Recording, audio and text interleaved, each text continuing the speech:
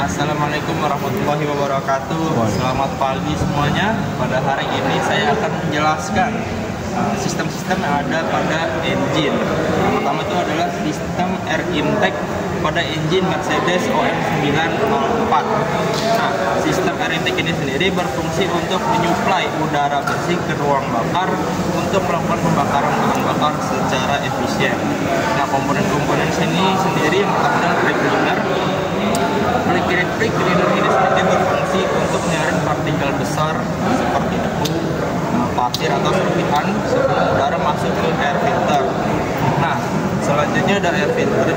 Fungsinya sama seperti brake cleaner, tapi untuk menyaring partikel yang juga lebih halus agar tidak masuk ke ruang bakar. Nah, kalau dari air filter, udara sendiri akan mengarah ke turbocharger bagian kompresor. Turbocharger ini sendiri berfungsi untuk meningkatkan tekanan udara yang masuk ke dalam silinder. Turbo ini sendiri memanfaatkan energi dari gas buang dari exhaust manifold untuk memutar turbin yang mana terhubung dengan kompresor yang ada di bagian depan ini.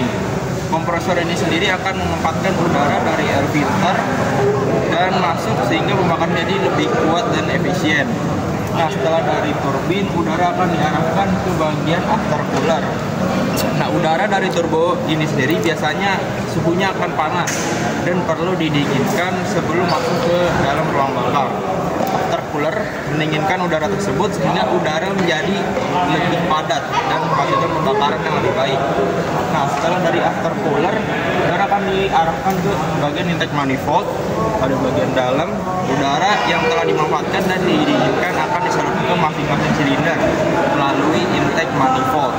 Nah, setelah dari intake manifold, udara tersebut akan digunakan untuk melakukan pembakaran.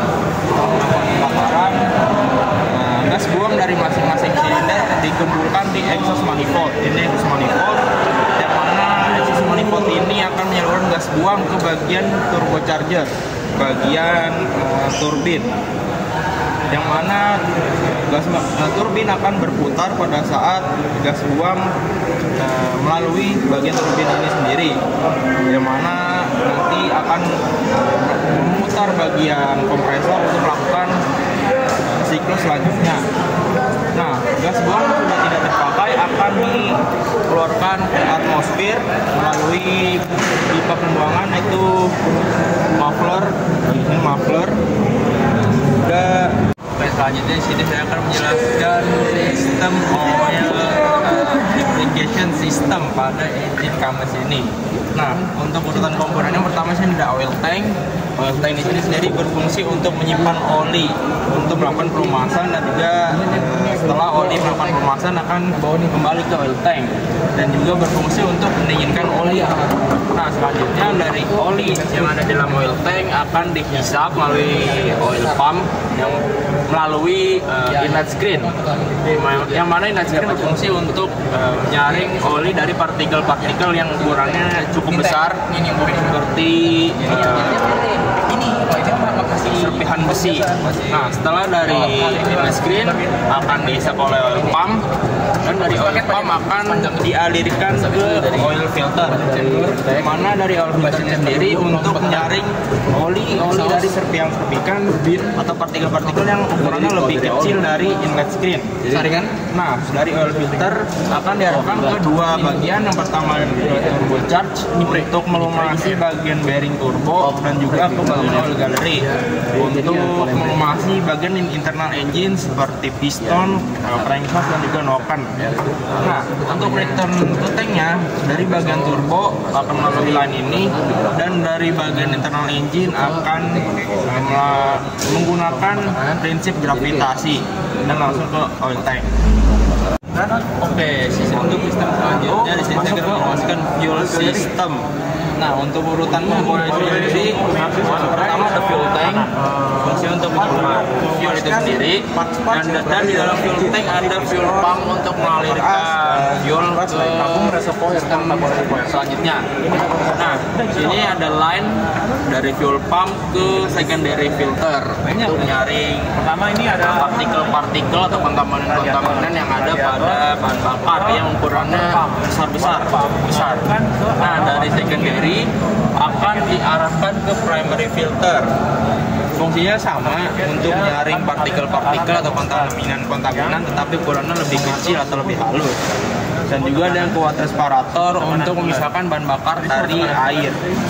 Nah, dari primary filter selanjutnya diarahkan ke fuel injection pump, yang mana dari fuel injection pump diputar oleh engine dan bahan bakar akan diarahkan ke masing-masing injektor untuk melakukan pembakaran di dalam air bakar. Nah, untuk line return to tanknya ada bagian ini dari FIP injection pump langsung ke fuel tank. Oke, selanjutnya sini saya akan jelaskan starting and charging system pada sebuah engine.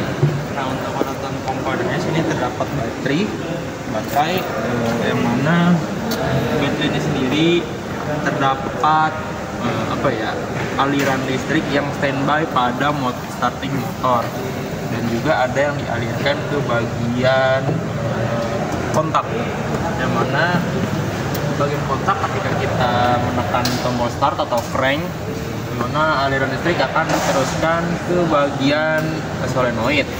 Nah, ketika ada aliran listrik di solenoid akan tertarik dan juga akan menggerakkan pinion gear ke arah depan. Dan juga selain itu, ketika solenoid tertarik, solenoid juga akan menghubungkan aliran listrik yang standby di starting motor ke bagian starting motor untuk menggerakkan starting motor itu sendiri. Ketika kita menahan tombol crank, otomatis pinion gear akan bergerak ke depan dan starting motor berputar. Ketika engine sudah menyala, kita akan melepaskan tombol start ini dan aliran listrik juga terputus yang mengarah ke solenoid, yang mana pinion gear akan bergerak mundur dan starting motor akan berhenti berputar. Nah, selanjutnya ketika mesin sudah menyala, alternator pun ikut berputar, yang mana di sini alternator berfungsi untuk menghasilkan listrik, yang mana listrik yang dihasilkan adalah listrik AC. Nah, karena komponen di sini kebanyakan membutuhkan listrik DC, listrik AC dari alternator akan diubah terlebih dahulu di dalam sini ke menjadi listrik DC, yang mana kemudian akan dialihkan ke komponen-komponen lain, termasuk untuk mengisi baterai ini sendiri dan untuk melakukan sistem charging selanjutnya. Oke, yang terakhir di sini saya akan menjelaskan sistem pendinginan atau cooling system. Yang pertama di sini ada water pump. Water pump ini akan menarik air radiator untuk dialirkan ke water jacket dan blok engine. Yang mana di blok engine sendiri water cooling akan diberikan water jacket atau bagian engine block. Nah, setelah dari engine block atau water jacket akan dialirkan ke bagian sini, yang mana jika suhu engine masih dingin, termostat akan menutup, yang mana aliran air radiator akan dikembalikan ke water pump dan untuk mendinginkan ke water jacket lagi sampai suhu engine suhu optimal, yang mana ketika di saat suhu optimal termostat akan terbuka, yang mana dari engine block atau water jacket akan diarahkan ke radiator, yang mana coolant akan didinginkan, dan selanjutnya